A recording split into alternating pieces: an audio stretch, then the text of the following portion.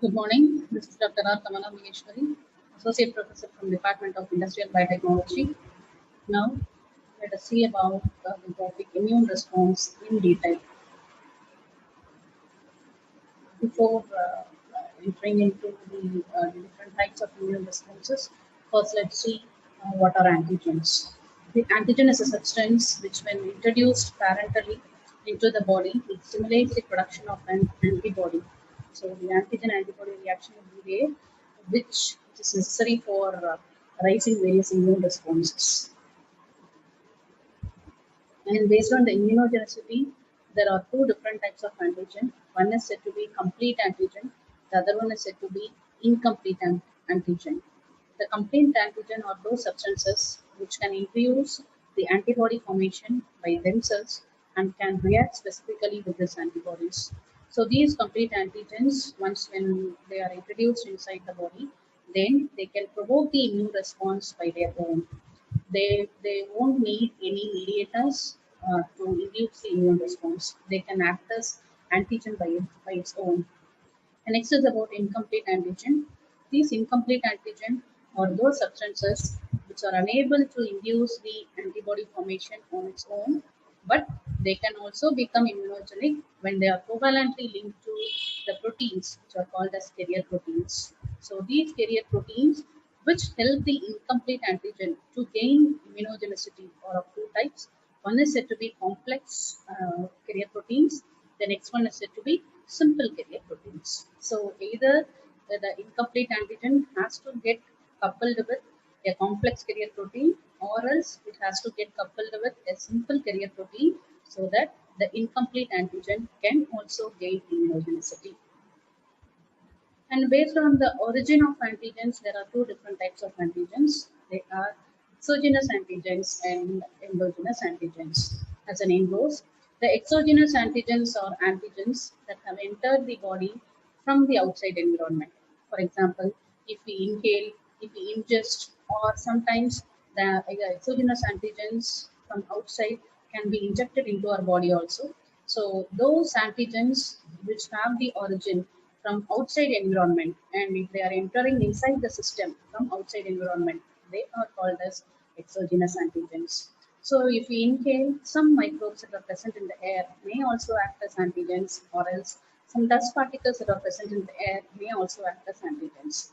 So sometimes the antigens may enter inside our system through ingestion, or else it may be injected also. So these are the various modes of entry of exogenous antigens. And the immune system's response to exogenous antigens are often subclinical. Next is about the endogenous antigens. The endogenous antigens are those antigens that have been generated within previously normal cells as a result of normal cell metabolism or because of viral or intracellular bacterial infection. So these antigens, especially the endogenous antigens, are those proteins that are present inside our system, and they can also act as antigens sometimes. So these proteins that are circulated or that are present in the tissues may itself turn to be an antigen, and the immune response will be provoked against those antigens. If that is the case, then of course they are also called as endogenous antigens. Next is about the autoantigens.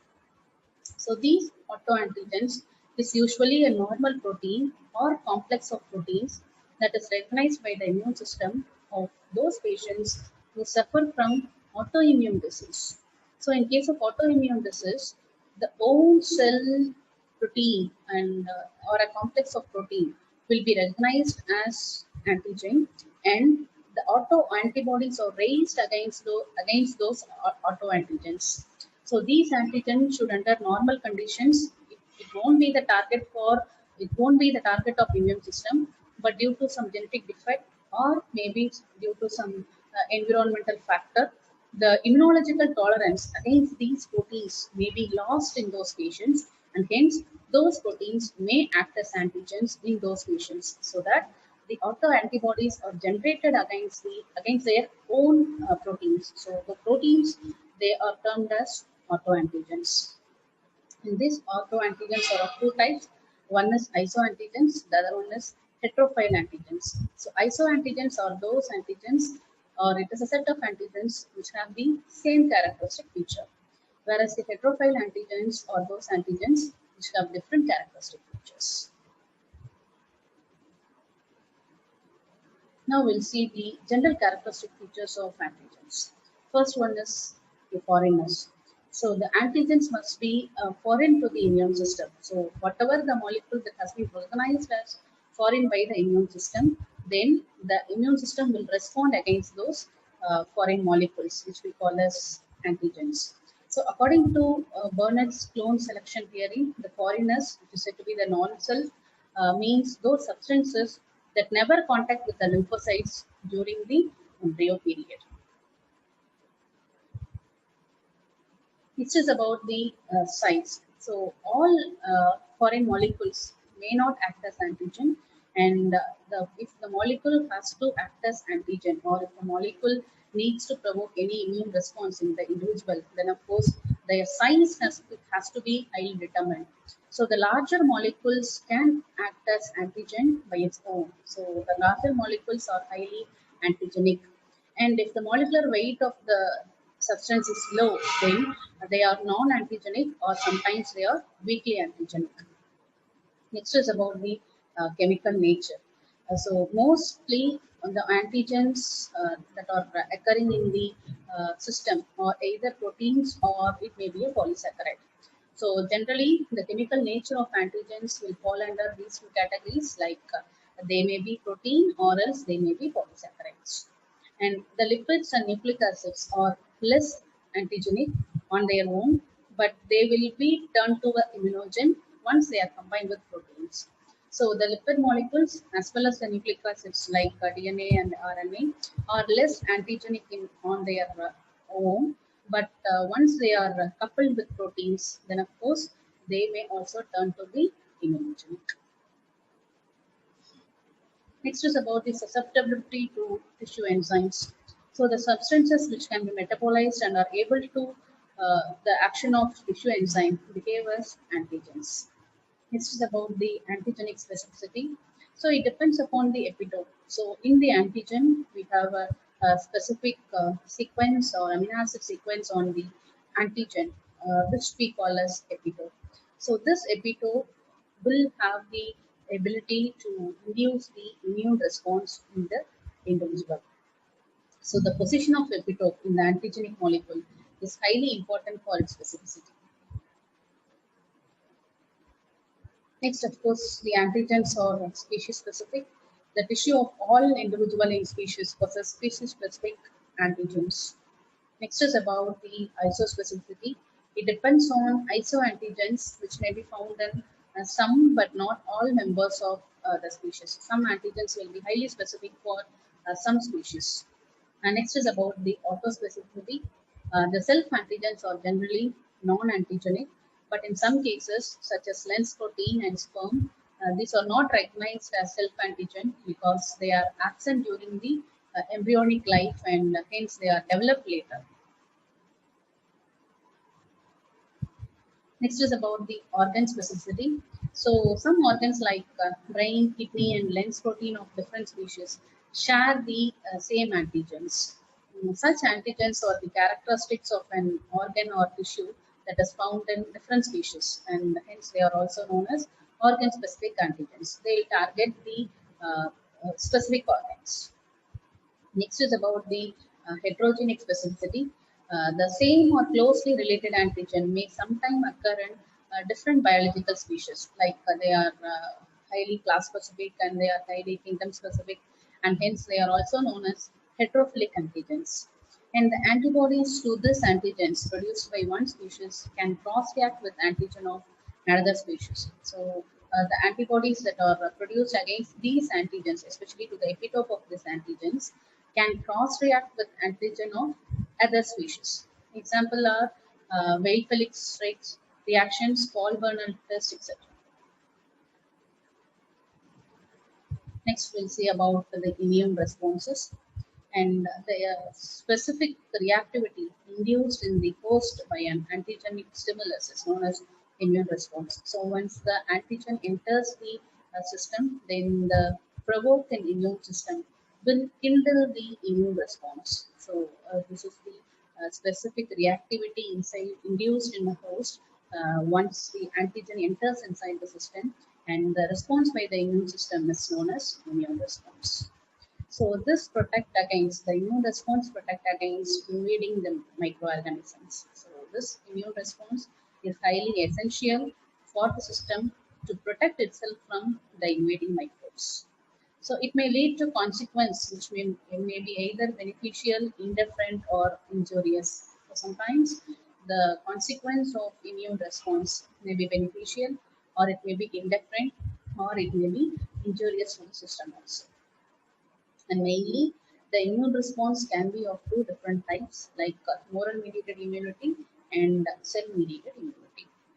And both this humoral mediated immunity and the cell mediated immunity usually develop together, but either may be predominant. So, in case of it depends upon the microorganisms that invades the system. So, generally, the humoral mediated immunity and the cell mediated immunity are developed together, but either one may be predominant depending upon the microbe that invades the system, or exclusively, or sometimes they may act together, or sometimes they may act in opposite also.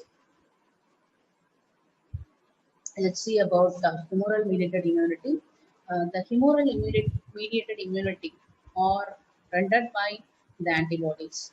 So in humoral mediated immunity, the antibodies are generated so as to protect the system from infection against the antigens.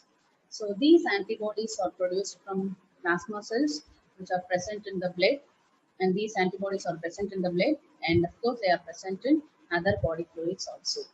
So the antibodies are produced from the plasma cells. And these antibodies provides defense against various bacterial pathogens as well as for some viruses also. So if the viruses enter the system via the respiratory tract or in the intestine, the humoral mediated immunity can give the immune response, or they can provide defense, or they can protect the system from most bacterial pathogens as well as from some viral pathogens. And it also participates, the antibodies also participate in pathogenesis of type 1, 2, and 3 hypersensitivity reaction as well as in autoimmune disorder. Next is about the cell-mediated immunity. So this cell-mediated immunity has the ability to induce the specific immune response that does not involve antibody. So in case of cell-mediated immunity, there is no participation from antibody. It is an antibody independent immune response. So this cell-mediated immunity protects the system against fungi, virus, and many facultative intracellular bacterial pathogens. And the rejection of homografts, especially which occurs during the transplantation, and graft versus host reaction is mediated through the cell-mediated immunity. It provides immunological surveillance and immunity against cancer. So much of the immunity against cancer is rendered in the system because of this cell-mediated immunity. And it mediates pathogenesis of delayed type 4 hypersensitivity reaction and certain autoimmune disorders. Next, we'll see about the production of antibodies. As I have discussed earlier, the antibodies are responsible for giving the humoral mediated immunity. And let's see how these antibodies are produced uh, for encompassing this humoral mediated immunity. So the production of antibodies generally involves four steps. First step is said to be the lag phase. The next step is said to be the log phase. The next step is said to be the plateau phase, and the last step is said to be the decline phase. So let's see what is happening in all these four different steps.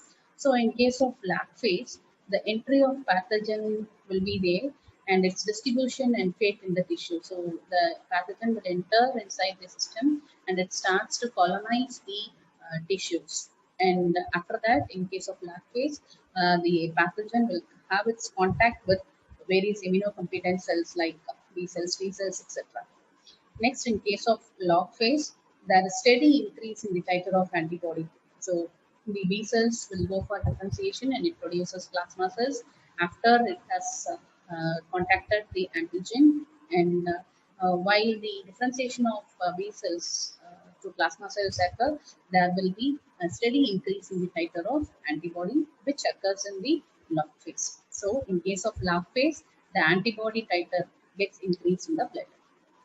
Next is about the plateau phase. So in case of plateau phase, the equilibrium between the antibody synthesis and catabolism will be there. That means how much of antibodies is synthesized, that much of antibody can also be degraded after its lifespan. So the in case of plateau phase, the increase and the anabolism and catabolism of antibody will be equal.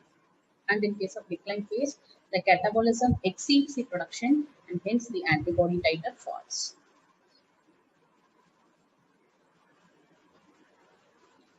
So next is about the primary and secondary immune response.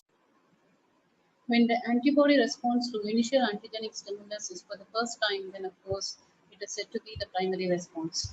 Once the antigen enters the system for the first time, then of course if the antibodies are produced against those antigens and if the immune response has been raised, then of course they are said to be the primary response. And this primary response differs both quantitatively as well as qualitatively. And it's slow, sluggish, and it is a short-lived immune response. And during this immune response, there is a long lag phase for the production of antibodies. And of course, there is low titer of antibody. And predominantly, the IgM circulation will be high in the blood. And subsequently, if the antigen enters next time, if the same antigen enters next time for the system, then of course the secondary response can be raised against those antigens. And the secondary response is strong, powerful, and it's a prolonged immune response. And for during this secondary immune response, there is a short or the negligible lag phase will be there, and hence the secondary immune response will be very immediate after the entry of antigen. And in this secondary immune response, there is a higher level of antibody generation in the system, and of course, it lasts for longer period. And predominantly, the IgG, immunoglobulin G level will be high in the blood. Now let's see the factors that affects the antibody production. These are some of the factors that will affect the antibody production in the individual.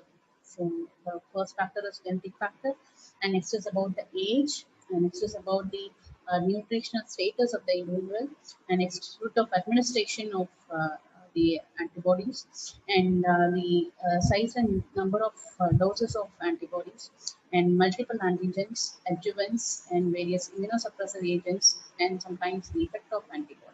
So all this affects all these are said to be the factors that can affect the antibody production in the individual. Coming to genetic factor, the difference in immune response to the same antigen by different individual is said to be the contributing genetic factor, which affects the antibody production. The same antigen may affect some individual, and it may not affect some other individual. So that depends upon the genetic characteristic of an individual. Next is about the age. So during the age 5 to 7 years, if the individual is about 5 to 7 years, then of course the IgG antibody production will be high, and like that if the individual is about 10 to 5 years, then the IgA antibody will be high. Likewise, it varies upon the antibody production, and the type of antibody that is circulating in the blood will also vary which depends upon the age of the individual. Next is about the nutritional status. So once the individual has been malnourished, then of course the decreased antibody synthesis is observed. So nutrition is a factor that promotes the antibody synthesis. So if the individual is malnourished, or if the nutrition depletion is there for the individual, then of course the antibody synthesis obviously decreases. And if there is amino acid deficiency like tryptophan deficiency, phenylalanine deficiency, or even methionine deficiency, then also the decrease in antibody synthesis is observed. Likewise, the vitamin deficiency also. The next is about the route of administration. The route of administration of antigen is, is said to be is said to induce the better immune response in the individual. So the route of administration also influences the type of antibodies that are produced.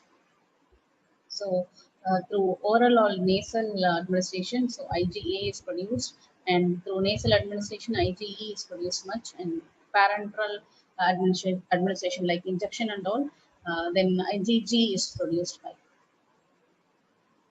Next is about the adjuvants. So these adjuvants are those substances which enhances the immunogenicity of an antigen. So the antigen sometimes can be coupled with adjuvant, and the adjuvant coupled antigen are pronounced to induce, or they are elucidated to induce much adverse immunogenicity in the individual. So the increase the concentration and persistence of circulating antibodies.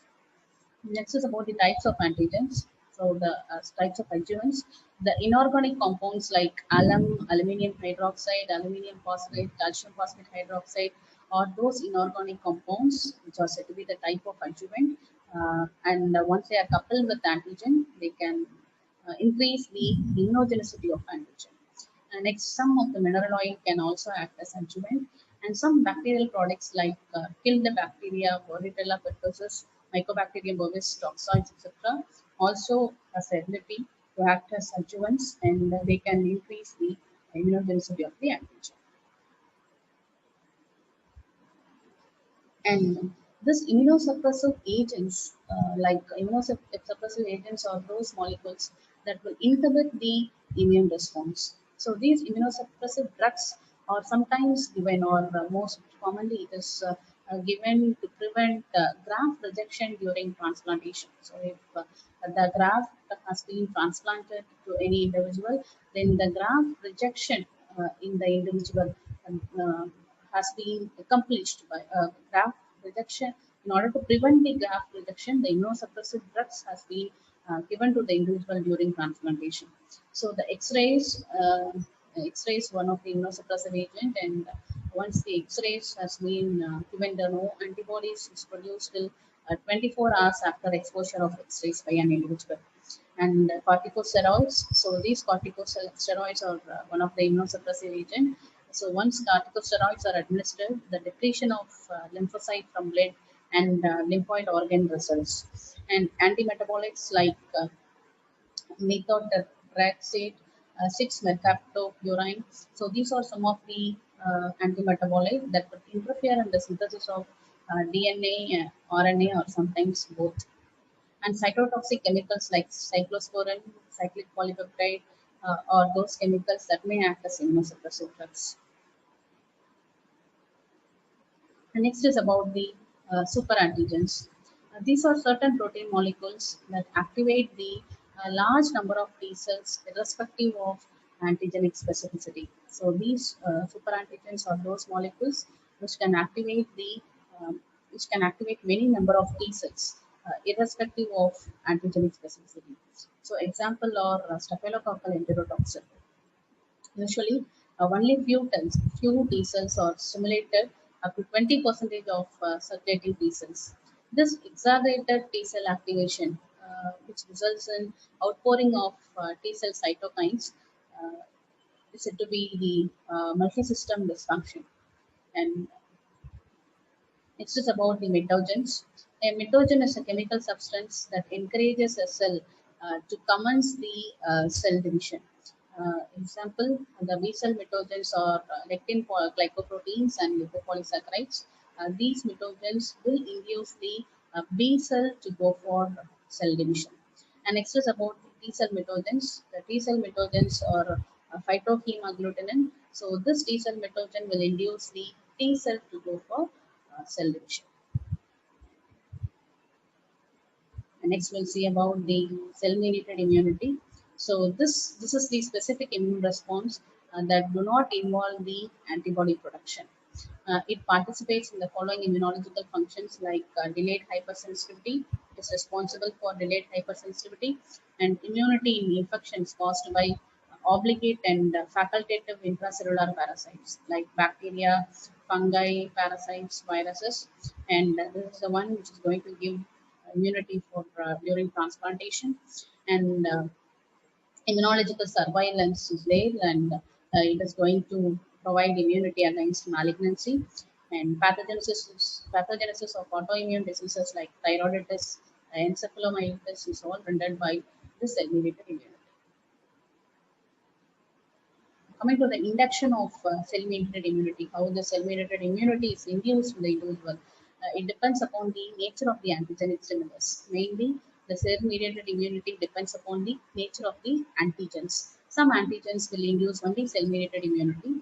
So, generally, the induction of cell-mediated immunity is depend upon the nature of the antigens and best developed after following infection with intracellular parasites. For many of the intracellular parasites, the cell-mediated immunity will come into role for protecting the system. And live vaccines will highly stimulate the cell-mediated immunity. And killed vaccine, it's not very effective, but effective. It contains adjuvants. So killed vaccines may also induce cell-mediated immunity if it has been combined with the molecule called adjuvant. And next, we'll see about hematopoiesis. What is hematopoiesis? It is the production of red blood cells, white cells, and platelets.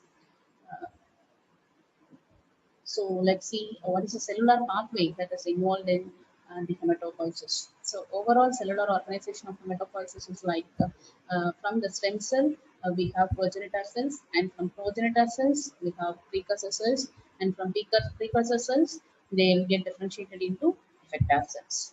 And the stem cells that is involved in hematopoiesis may be of two different types, like they may be totipotential stem cells or it may be a multipotential stem cells. So this is the hematopoiesis pathway. We have the multipotential hematopoietic stem cell that is going to get transformed either as a common myeloid progenitor cell, or it can be transformed as a common lymphoid progenitor cell. If it has been transformed as a common myeloid progenitor cell, then it gives rise to various precursors like megakaryocytes, erythrocytes, mast cells, and myeloblasts. And from all the cells, the effector cells arises, which gives various immune responses. Myeloblast cells may in turn get transformed to either a basophil, neutrophil, eosinophil, or as monocytes. And the monocytes, they are said to be the premature cells, and they give rise to macrophages, which is one of the effector cells. And next, if the multipotential hematopoietic stem cell has been transformed into a common lymphoid progenitor cell, then it may give rise to a natural killer cell, or else it may be transformed as a small lymphocyte. And this small lymphocyte may give rise to a T lymphocyte, or else it may be transformed as a B lymphocyte. And this B lymphocyte will differentiate and produce plasma cells. This is the common hematopoiesis pathway. Coming to lymphoid system, the lymphoid organs are stationed throughout the body. They are present throughout the body, and they are concerned with the growth and development and differentiation of lymphocytes. And there are structurally and functionally diverse lymphoid organs as well as tissues that are found in the body. And these lymphoid organs and tissues are connected by blood vessels and lymphatic vessels through which many of the lymphocytes, like T lymphocytes and B lymphocytes, circulate. And these organs are involved in specific as well as non-specific immunity. And based upon the functional development of the lymphatic cells and lymphatic organs, they are classified into two groups. One is said to be the primary lymphoid organ. The second one is said to be the secondary lymphoid organ. And the primary lymphoid organ comprises bone marrow and thymus, and secondary lymphoid organ comprises lymph nodes, spleen, and MALT. MALT stands for mucosal associated lymphoid tissue. So this representation will give an overall idea about the presence of primary lymphoid organ and secondary lymphoid organ in various parts of the body.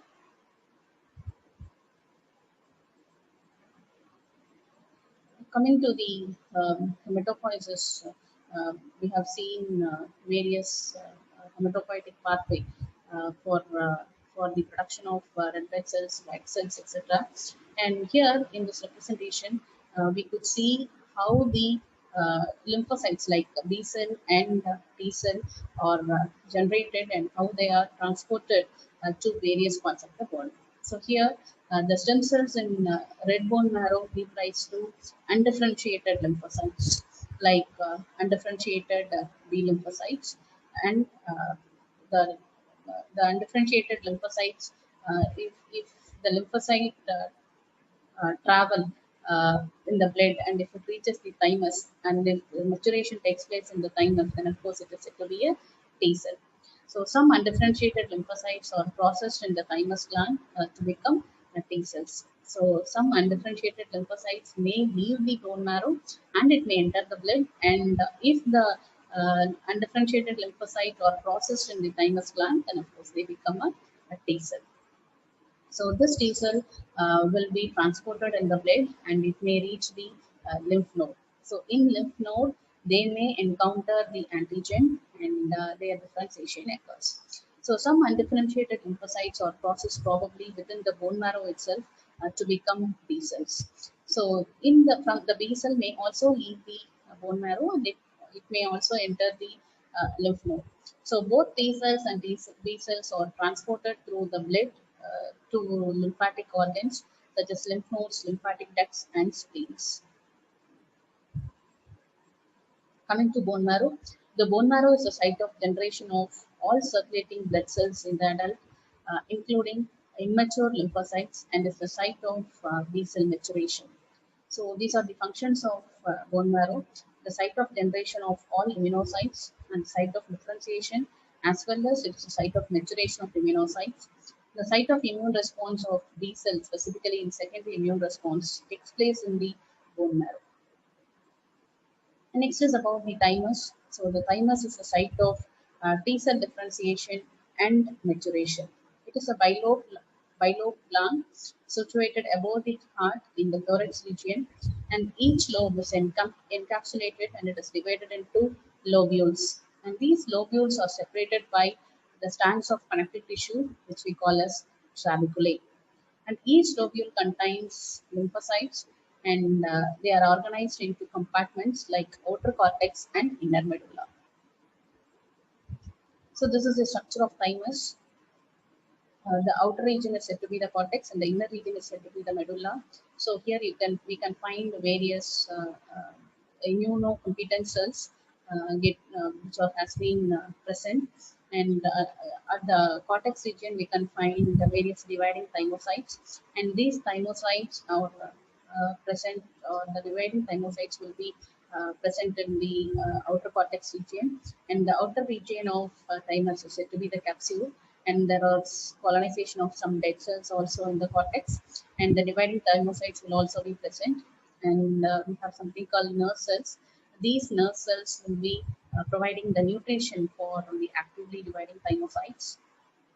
And we have interdigitating dendritic cells. Dendritic cells is one of the antigen presenting cell, and we have medullary epithelial cells, and various immunocompetent cells are present in the thymus, which is necessary for giving the immune response. The cortex contains mostly the immature and proliferating thymocytes, and medulla is fairly populated with thymocytes. So in cortex region, we can find many immature thymocytes. And in medulla, they learn to discriminate between self and non-self during fetal development and for a short time after birth. So these immature thymocytes will learn to distinguish between the self antigen and the non-self antigen during the fetal development. While the T cells mature, they leave the medulla to enter the peripheral blood circulation, through which they are transported to the secondary lymphoid organs like lymph nodes, spleen, etc. And about 95% of the T cells that are generated will die in the thymus itself if they do not encounter the antigens. And next is about the lymph node. So the lymph node is a solid encapsulated bean-shaped structure which are commonly seen in armpits, mesenteries, etc. It's a network that has been packed with lymphocyte, macrophages, and dendritic cells. And there are three concentric regions in the lymph node, like cortex, paracortex, and medulla. So, cortex, it is said to be the outermost layer of the lymph node, and it contains lymphocytes, macrophages, follicular dendritic cells, which are arranged in primary follicle. And it's a lymphoid tissue which is well organized in structure. And the lymphoid follicle can be activated by antigen, such as the primary follicle. If they are activated by antigen, then they become the secondary follicle, and the second primary follicle will develop into a secondary follicle. And in case of paracortex, we have two areas like thymus dependent area and thymus independent area. The thymus dependent area is said to be the paracortex, where we can find high population of T cells, and thymus independent area is said to be the cortex. And here, the class 2 MSC is also present in case of paracortex region. And next is about the medulla. It is the innermost layer. This is the structure of a lymph node, a bean-shaped structure, and the outer region is said to be the cortex, and the inner region is said to be the paracortex, which is present behind the cortex, and the innermost region of the lymph node is said to be the medulla. So here we have medullary synesis and the afferent lymph node and efferent lymph node. The afferent lymph node, it is present at the cortical region, the cortex region, and the efferent lymph node is present in the medullary region. So in the cortex region, there are many primary follicles. There are high population of primary follicle, and the connective tissue capsule is present at the cortical region,